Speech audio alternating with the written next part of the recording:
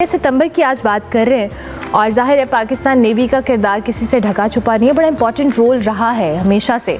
थोड़ा सा हमारे देखने वालों के साथ शेयर करें। जी, मैं आपके नाज़रीन के लिए स्पेशली ये भी बताता चलूँ कि पाकिस्तान नेवी पाकिस्तान की जो बहरी सरहदें हैं, जो सी फ्रंटियर है, उसकी मुहाफ़िज़ है।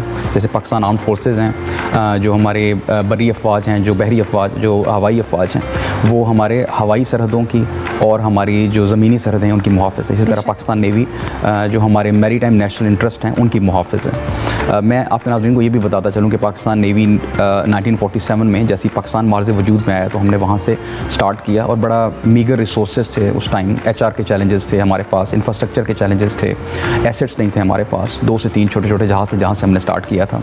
और मुझे ये बताते हुए खुशी महसूस हो रही है कि आज 2024 में अल्हम्दुलिल्लाह पाकिस्तान नेवी इस रीजन की, यानी इस खित्ते की और इस बैनुल-अक़वामी लेवल पे एक पोटेंट, एक कॉम्पिटेंट और एक प्रोफेशनल नेवी के तौर पे जानी जाती है। अल्हम्दुलिल्लाह हमने जहाँ एक कुछ 2-3 जहाज़ों से स्टार्ट किया था, आज हमारे पास मोर देन 20 जो फ्रंट लाइन वॉरशिप्स हैं उनकी एक फ़्लीट है। हमारे पास सबमरीन फोर्स है, आबदोज़ों की एक फ़्लीट हमारे पास है।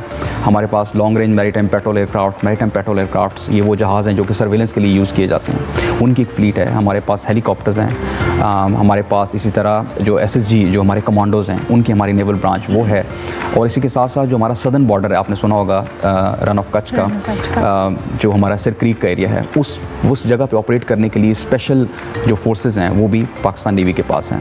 तो अल्हम्दुलिल्लाह पाकिस्तान नेवी बहुत एक पोटेंट तरीके से और एक कॉम्पिटेंट HR जो उसको मैनेज कर रही है, उसके साथ पाकिस्तान की जो सी फ्रंटियर्स हैं उनको उनकी हिफाजत करने के लिए हम वक्त तैयार हैं। इसके साथ साथ जैसे आपने कहा कि 6 सितंबर की मुनासबत से हम बात करना चाहेंगे तो 6 सितंबर आई थिंक हमें याद दिलाता है इस चीज़ की कि हमारे ऊपर जारहियत मुसल्लत की गई और उसका मुंह तोड़ जवाब दिया गया हमारी मुसल्लह अफवाज की जानिब से, और उसमें पाकिस्तान नेवी फोर फ्रंट पे थी। मैं ये बताना चाहूँगा कि 6 सितंबर से स्टार्ट इस जंग जो कि 23 लगभग 17 दिन जारी रही, 23 सितंबर तक। इस दिन में जो इंडियन नेवी थी वो एक दफ़ा भी बाहर नहीं आई हमें कन्फ्रंट करने के लिए। पाकिस्तान नेवी ऑफेंसिव पे थी, हमारी उस वक्त सबमरीन गाजी डिप्लॉयड थी बॉम्बे और जो कच्छ का एरिया है इसके सामने पानियों में, इस वेट में कि इंडियन नेवी बाहर आए और वो हमसे हम एक ऑफेंसिव एक्शन में उनके साथ नंबरदार आज़मा हों, लेकिन इंडियन नेवी बाहर नहीं आ सकी। उनको प्रोवोक करने के लिए हमने ऑपरेशन सोमनाथ लॉन्च किया। अब जो एक डवारका के ऊपर एक रडार स्टेशन था, ये वो रडार स्टेशन था बेसिकली जो कि सर्वेलेंस के लिए भी इस्तेमाल हो रहा था। वो इंडियन एयर फोर्स को ऑगमेंट कर रहा था कि वो जो रेड्स कर रहे थे कराची के ऊपर, तो उसको ऑगमेंट कर रहा था। तो उसको तबाह करने के लिए हमारे नेवी के 7 फ्रंट लाइन जहाज़ उनकी इंडियन कोस्ट के बहुत करीब गए और उन्होंने अपनी नेवल इंगेजमेंट के थ्रू उसको तबाह किया। उस ऑपरेशन का मकसद सिर्फ उस रडार स्टेशन को तबाह करना नहीं था, उसका मकसद था इंडियन नेवी को प्रोवोक करना कि वो बाहर आएँ। इसके बावजूद उस ऑपरेशन ने और पाकिस्तान नेवी के जो ऑफेंसिव पोस्चर था उसने एक ऐसी धाक बिठाई दुश्मन के ऊपर कि इंडियन नेवी कभी बाहर निकलने की जरूरत ना कर सकी। वाह, डेफिनेटली ये वो चीज़ें हैं, ये वो वाक़यात हैं या वो किस्से हैं जो शायद हमारी आने वाली जनरेशन्स के लिए एक बड़ी मिसाल है और हमें एज ए नेशन भी बड़ा मोटिवेट करने में इंपॉर्टेंट रोल प्ले करती है कि हमारी हर तरह की फोर्सेस, जिनमें हम बड़ी फ़ौज की बात कर रहे हैं, फ़िज़ाई फ़ौज की बात कर रहे हैं और हम जहाँ पे नेवी का जिक्र कर रहे हैं, ये वो रोल है हर एक का जिसके जो कह लें ना एक टीम एफर्ट थी जिसने इस जंग के अंदर पाकिस्तान को फतह दिलाई। अच्छा, हम जब नेवी की बात करते हैं, जाहिर है ये वो फोर्सेस हैं जिनका एक बड़ा सॉफ्टर इमेज है हमारे सामने। जाहिर है जब हमें पता है फ़िज़ाई एयर फोर्स है या दीगर फोर्सेस हैं उनमें बड़ा एग्रेशन होता है। क्या मैं अपने देखने वालों के लिए ज़रूर जानना चाहूँगी, क्या वाकई जो नेवी है जिस पे हम बहरी जिसको फोर्स कहते हैं, इनका जो एग्रेशन है, इनका जो एक रोल है, क्या वो उतना ही एग्रेसिव है जितना हम बाकी फोर्सेस की बात करते हैं? जी बिल्कुल, मेरा ख्याल है पाकिस्तान आर्म फोर्सेस में जो एग्रेशन आपको आर्मी और नेवी एयरफोर्स में नज़र आएगा, एग्जैक्टली वही आपको नेवी में भी नज़र आएगा। और जैसे मैंने आपको भी बताया कि पाकिस्तान नेवी वो फोर्स थी जो कि 6 सितंबर में भी हम ऑन ऑफेंसिव थे। मैं ये कहूँगा कि हमारी जो जोग्राफियाई सरहदें थी लैंड पे और जो एयर में, उसमें हमारे ऊपर जारहियत मुसल्लत की गई और हमने उसका जवाब दिया। लेकिन पाकिस्तान नेवी वो फोर्स थी जो कि ऑफेंसिव पे थी उस टाइम भी, और अब भी अल्हम्दुलिल्लाह हम जहाँ पे हमें ज़रूरत पड़ती है हम काफ़ी जारहियत दिखाने के हामिल हम डेफिनेटली वो तो हमारी एज ए नेशन भी और एज ए फोर्स भी। जी जी बिल्कुल। और इस तरह मैं आपको बताता चलूँ कि मोर रिसेंट टाइम्स में अगर आप देखें 2016 ऑनवर्ड्स आई थिंक 2-3 दफ़ा ऐसा हुआ है कि इंडियन सबमरीन्स हमारे पानियों में आई हैं। तो हमने आपने देखा होगा मीडिया पे भी इस चीज़ को हमने उजागर किया कि हमारे जो शिप्स एयरक्राफ्ट हैं उन्होंने उनको मल्टीपल टाइम्स, और मैं यहाँ बताता चलूँगा कि जो ऑब्दोज होती है जो सबमरीन है उसका मेन जो एडवांटेज है उसकी डिस्क्रीटनेस है, वो डिस्क्रीट है, वो नज़र नहीं आती।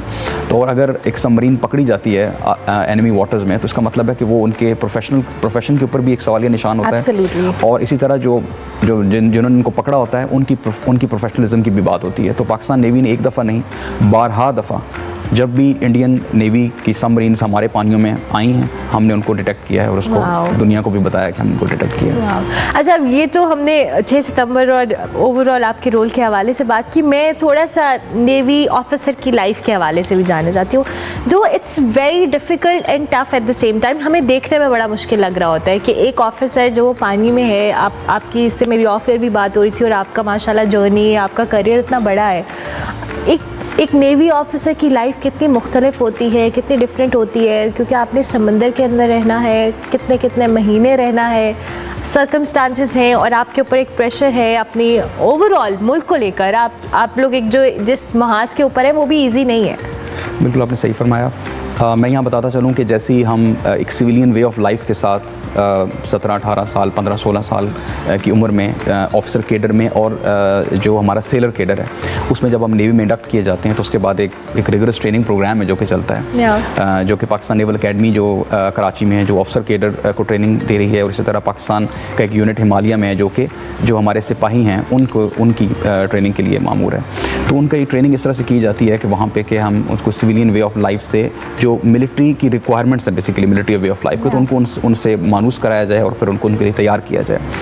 और मैं ये कहना चाहूँ कि उस टाइम में हमारी जो दोस्तियाँ, जो फैमिलीज़, जो एक फैमिली वाला एक ऑल्दो आप फैमिली छोड़ के आते हैं, लेकिन वहाँ पे जब ट्रेनिंग करते हैं तो वो जो लोग आपको से मिलते हैं जिनके साथ आपने हार्डशिप्स काटनी होती हैं उनके साथ बड़ी कॉमरेडशिप होती है। They are like a family.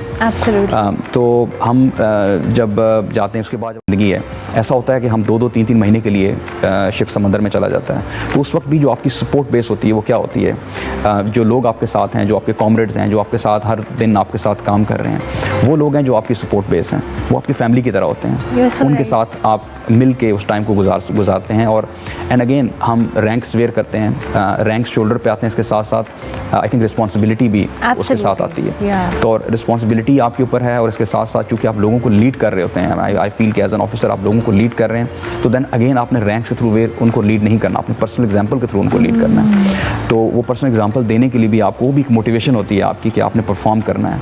And then again I think nation हम पे ट्रस्ट करती है कि हम जो हमारी अगेन जोग्राफियाई सरहदें हैं उनकी हिफाजत करेंगे, हम नेशनल मैरीटाइम इंटरेस्ट की हिफाजत करेंगे। तो ये एक एडेड रिस्पॉन्सिबिलिटी भी हम शोल्डर्स पे महसूस करते हैं, और ये वो चीज़ है आई थिंक जो कि हमें इट कीप्स अस गोइंग। या एब्सोल्युटली। अच्छा, मेरा एक सवाल है, जाहिर है हम जब एज ए लेमैन जाते हैं कहीं, बहुत सारे लोगों को सी फोबिया होता है, वेव से होता है, पानी से होता है। Do you guys experience such symptoms, या आप लोगों को भी कभी लगता है कि आपने जैसे कहा कि 17-18 साल आपने एक सिविलियन एज ए सिविलियन गुजारे होते हैं, और उसके बाद जब आप फोर्सेस में जाते हैं, और स्पेसिफिकली मैं जब नेवी की बात कर रही हूँ, आप समंदर पर जा रहे हैं, सी सिकनेस है, बहुत सारे ऐसे इशूज़ होते हैं, how do you guys cope up with that? Right, I think sea sickness जो है वो प्रिवेलेंट है, और आप जब समंदर में जाते हैं समंदर की लहरें आप पे उतने इफेक्ट करेंगी जितना मेरे पे इफेक्ट करती हैं। तो वी आर द सेम। लेकिन ये है कि इसमें कुछ लोगों को सी सिकनेस ज़्यादा होती है, of course, and I think everybody experience sea sickness at some point. ठीक है। लेकिन अगेन आई थिंक जो नेवी की ट्रेनिंग है और आपकी जो मोटिवेशन है, and then again I would say कि लाइक सी सिकनेस में मैं कहता हूँ कि सी सिकनेस में you tend to go lethargic, आपसे काम नहीं हो पा रहा होता, आपसे फोकस नहीं हो पा रहा होता, आप यू टेंड टू वॉमिट, इस तरह की चीज़ें आपके साथ हो रही होती physiological. But then again if you are leading man and if you give this kind of a posture, तो it does not bode well. Exactly. So again the same thing that you are wearing ranks on your shoulders, so responsibility takes over. आप responsible feel करते हैं तो the sea sickness tends to go away, and then with experience it tends to go away, and if it doesn't go away even then हम operation conduct करते हैं, we are interested with responsibility और हमने करना है। वाह amazing. अच्छा, अब चूँकि आप अभी इस वक्त वॉर कॉलेज के अंदर डायरेक्टिंग स्टाफ के अंदर भी हैं, हाउ इज़ दैट एक्सपीरियंस? वहाँ पे किस तरह की एक्टिविटीज़ होती हैं जो वहाँ पे नए कैडेट्स उनको शामिल किया जाता है, वो आते हैं, फोर्स को ज्वाइन करते हैं, उनका कैसा एक्सपीरियंस होता है, और एज अ डायरेक्टिंग स्टाफ आपका कैसा एक्सपीरियंस? जी, आई थिंक डायरेक्टिंग स्टाफ का एक्सपीरियंस बहुत, directing staff is like an instructor, so I am per se an instructor at Pakistan navy war college. तो हमारे जो वॉर कॉलेजेस कंडक्ट किए जाते हैं, lieutenant commander, major, squadron leader, normally इस rank के ऊपर जो ऑफिसर्स आते हैं पाकिस्तान नेवी वॉर कॉलेज में विद रफली 10 to 15 years of experience in service, तो वो जब यहाँ पे आते हैं तो उनको जो ट्रेनिंग दी जाती है यहाँ पे, वो उसको हम कंडक्ट करते हैं यहाँ पाकिस्तान नेवी वॉर कॉलेज में। मैं इसमें एक और बात ही बताता चलूँ कि पाकिस्तान नेवी वॉर कॉलेज जो है वो लाहौर में क्यों है, इसकी एक वजह है जो हम समझते हैं। पाकिस्तान नेवी ने as we are country with continental mindset, आपको पता होगा हमारे जो मेन पॉपुलेशन सेंटर हैं पंजाब, KP के, हमें समंदर नहीं लगता, तो चूँकि समंदर हमने देखा नहीं है और मुझे इस बात को बताने में कोई यार नहीं है, जैसे मैं आपसे ऑफवेयर बात कर रहा था कि जब मैंने एज कैडेट ज्वाइन किया तो that was the first time कि जब मैंने कराची में गया और मैंने समंदर पहली दफ़ा देखा। अच्छा, ओके। तो जो चीज़ आपने देखी नहीं होती आँखों से, उस चीज़ के जो फ़वाइद होते हैं, उसके जो चैलेंजेस होते हैं और उसके अंदर जो पोटेंशियल होता है, उससे भी आप दूर होते हैं, उसको समझ नहीं पा रहे होते हैं।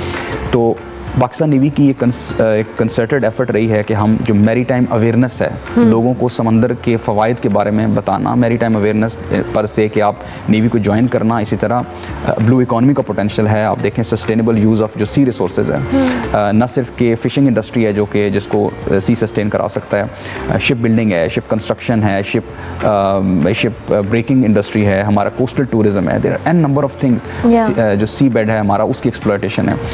सो there are so many industries जो कि वहाँ पे ऐसी कई चीज़ें हैं जिनसे हम एकेडेमिया को बता सकते हैं कि इस तरह के डिसिप्लिन हमारी यूनिवर्सिटीज़ में पढ़ाए जा सकते हैं, सो दैट कि हमारा जो जॉब्स हैं वो डाइवर्सिफाई हो सकते हैं। बिल्कुल ठीक है। तो इस चीज़ को बताने के लिए पाकिस्तान नेवी वॉर कॉलेज जहाँ पे है, एक एकेडमिक आउटरीच है, एक प्रोफेशनल आउटरीच है, लोगों को बताने के लिए यहाँ पे कि पाकिस्तान नेवी एग्जिस्ट करती है, पाकिस्तान नेवी इस तरह से फंक्शन करती है और समंदर के जो रिसोर्सेज हैं उसको किस तरीके से आप हार्नेस कर सकते हैं। डिजिटल मीडिया के इस तेज रफ्तार दौर में खबर वही जो बर वक्त और जामे हो, अब होंगी जदीद दौर से हम आहंग।